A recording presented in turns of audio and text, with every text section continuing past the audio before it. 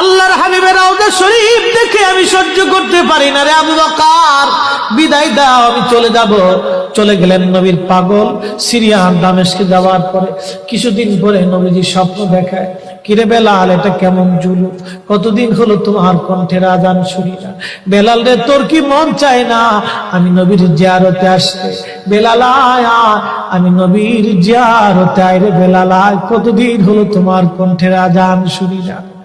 স্বপ্ন যখন নবীজি দেখাইছে, এ মুসলমান, হযরতে বেলাল সুদূর সিরিয়ার দামেস্ক থেকে পাগলের মতো দৌড়াইলেন, পাগলের মতো ছুটে আসলেন। যখন মদিনাতে আসলেন তখন তাহাজ্জুদের সময় চলতেছিল। তাহাজ্জুদের সময় চলার সময় হযরত বেলাল রাদিয়াল্লাহু আনহু কাঠের জালি দিয়ে তখন রওজা শরীফ ঘিরে রাখা ছিল।